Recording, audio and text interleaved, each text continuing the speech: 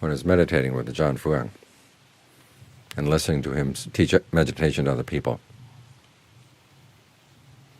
Two words he used more than any other. When you're meditating, he said, you have to use your powers of observation. 1. 2, use your ingenuity. What do you observe? You observe your actions in the present moment. And you try to be ingenious in your actions in the present moment. What this means is you watch what you're doing, and then you look at the results. And if they're not good, you ask yourself, what could I do better? And you give it a try. The Buddha himself said that when he was looking for a student, that two qualities he looked for in a student were, one would be truthfulness, that whatever is arising in the present moment, the student would be truthful about it. Whatever he was doing, he'd be truthful about it. And then 2, he'd be observant. It comes down to the same thing. What it points to is the importance of your actions in the present moment. What you're doing right now makes all the difference in the world. I don't know any other religion that gives so much importance to actions in the present moment. There are some religions in the time of the Buddha that said everything depended on a god having built it, created it. Others said everything depends on your old karma. There's nothing you can do in the present moment to change your old karma, so you just have to put up with it. But as the Buddha said, if you believe in that, there's no way to put an end to suffering. There's nothing you can do to put an end to suffering, because everything you do is going to be either the result of somebody else's creation, or it's going to be totally determined by what you did in the past. There'd be no way out. His explanation is that the things we get in the present moment, some of them come from the past, but what we make out of them in the present moment depends on our decisions right now.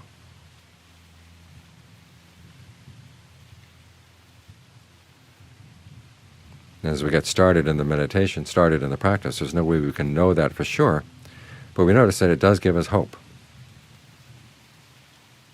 It offers a way out. It also makes us responsible. If you believe these things, if you have conviction in these things, you become a more responsible person, and you also become a person with hope. This is why when the Buddha gave his analogy of the practice as being like a fortress at the edge of the frontier, he said that the main post of the fortress, the post that went up before everything else, was conviction. The Buddha couldn't prove to us that our present actions make a difference. But he said, if you believe this, 1, you're more likely to be responsible, and 2, it offers a way out of the suffering of the world. Formally, they say conviction means conviction in the Buddha's awakening. But this is what it comes down to. After all, how did the Buddha awaken? He awakened through his own efforts. What did he have that other people don't have?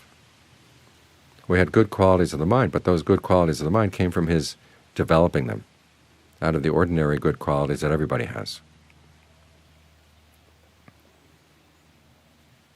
So the meaning of the Buddha's awakening spreads into our lives as well, points to a potential that we all have. We have those good qualities. We can develop them too. And again, at this stage in the practice, you may not know for sure. This sort of thing is confirmed only with the first taste of awakening.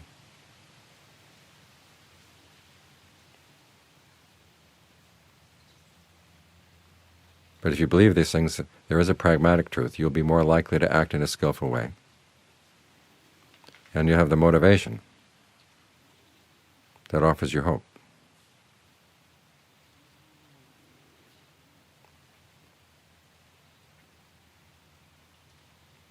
When the Buddha discussed conviction, he gave the analogy of an elephant hunter looking for an elephant in the forest.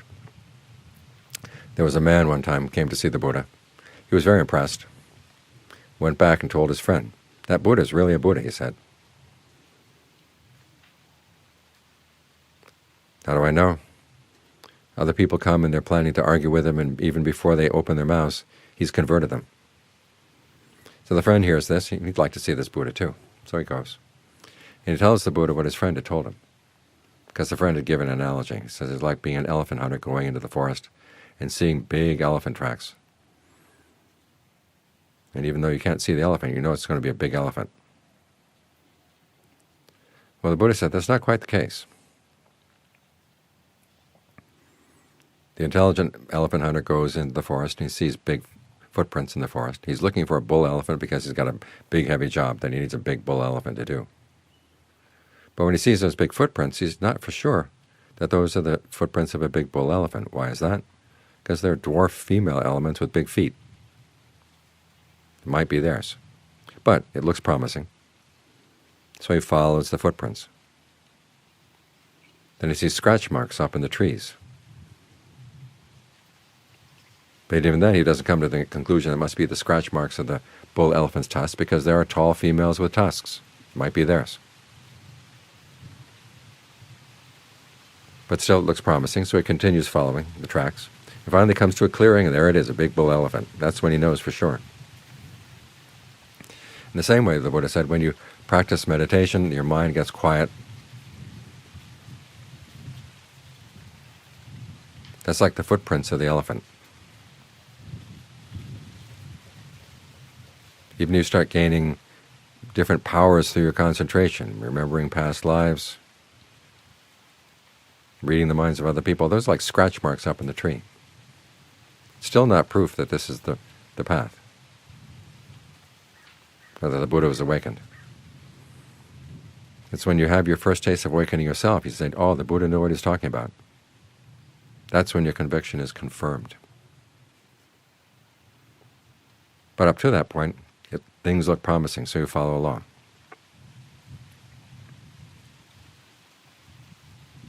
And so the Buddha says our current actions are important, so we look at our current actions. This is one of the reasons why we meditate, because we have to keep watch over our minds. And you try to get the mind in a place where it can stay and watch the present with a sense of ease and well-being. So you work with the breath, make the breath comfortable. Put aside all other thoughts right now. You don't have to use them to burden the mind. And focus directly on what you're doing. Because that's the message of the Buddha's awakening, the awakening that we have conviction in. It's that your present actions are going to be important, so you want to be very clear about what you're doing and why, and what the results are. And if the results don't come out as you like them, well, you have the power to change what you're doing.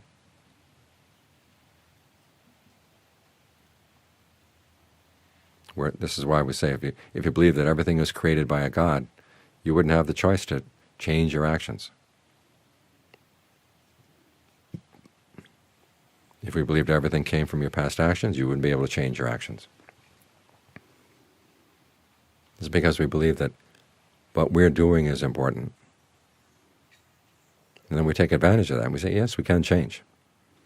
As the Buddha said, if people couldn't develop skillful qualities or abandon unskillful qualities, he wouldn't have bothered to teach. But it's because we have that ability. That's why he taught.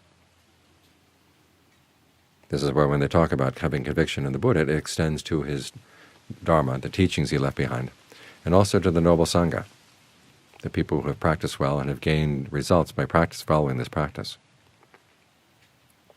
But conviction doesn't stop just there. After all, if you're convinced of the power of your actions, you have to act well, and do your best to act well. This is why another aspect of conviction is having virtues that are pleasing to the noble ones. And these virtues have two qualities. One is that they're consistent. You take the precepts and you don't make any excuses, you don't make any exceptions. You take the precept not to kill, you don't kill anything, no matter how bad the provocation, no matter how inconvenient the pests are. You find some way to deal with them without killing them. No killing, no stealing, no illicit sex, no lies, not even white lies, no intoxicants. You hold to these precepts in all situations, with all people.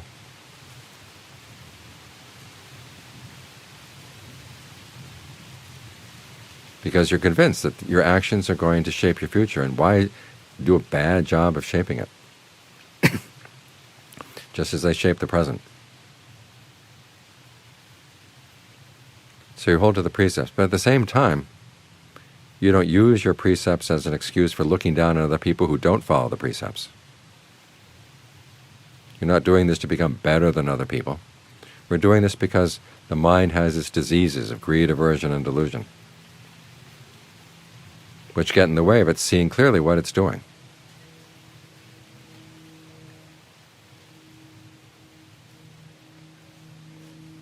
And so we hold to the precepts as standards for our behavior. It's like taking medicine. So there's no need to look down on people who are not taking their medicine. Just keep on taking yours.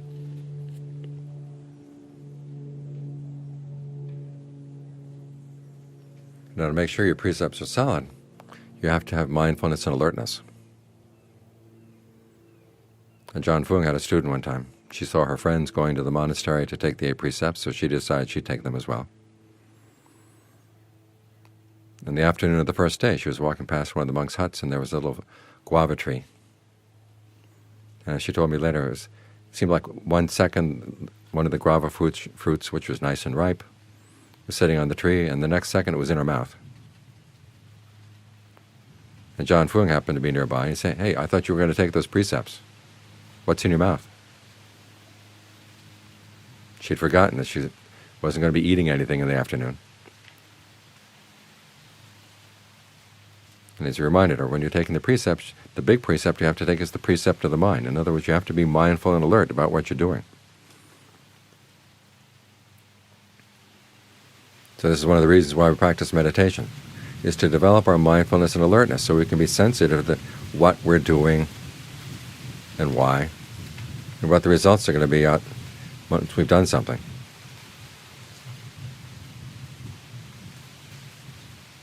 So as you stay with the breath, you have to keep the breath in mind, and you have to be alert to whether the mind is staying with the breath or not. And if it's not, you bring it right back. If it is, you try to be as sensitive as possible to how the breath is going, what you can do to make it even more comfortable. And as you develop these qualities in the meditation, then they spill over into your daily life. It's one of the reasons why the Buddha said our precepts foster concentration, but concentration can also help with our precepts. He gave the analogy of 2 hands washing each other.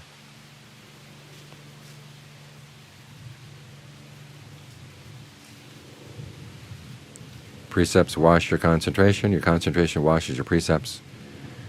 Your precepts and concentration wash your discernment washes your precepts and concentration. All 3 aspects of the path help one another along.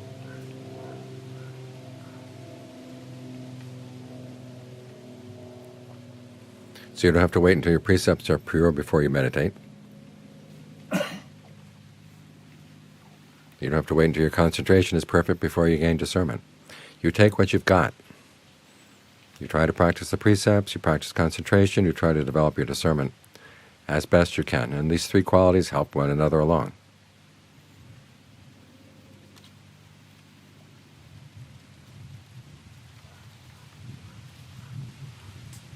But what underlies them all is that quality of conviction.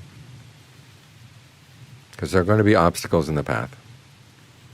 And if your conviction is weak, you're going to get turned back by the first obstacle. Pain arises in the present moment, and you stop. It's like digging down, trying to find gold underground. You run into a rock and you give up.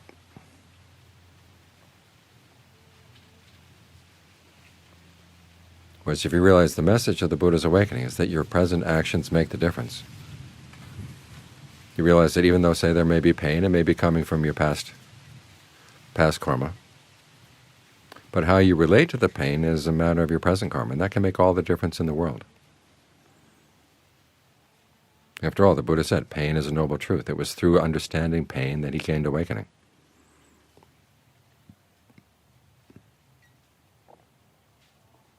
So instead of seeing it as an obstacle, see it as an opportunity. Because what we have in the present moment is a combination of the results of past actions plus our present actions.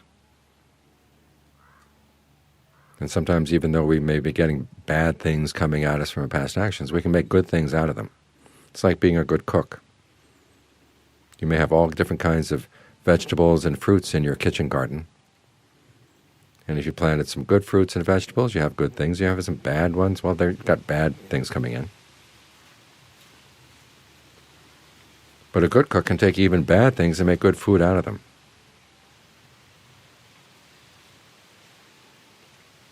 Think about shrimp paste. What is it? It's rotten shrimp. Fish sauce. It's the juice that comes out of rotting fish. And not to be unfair to the Thais, what is cheese? It's moldy milk.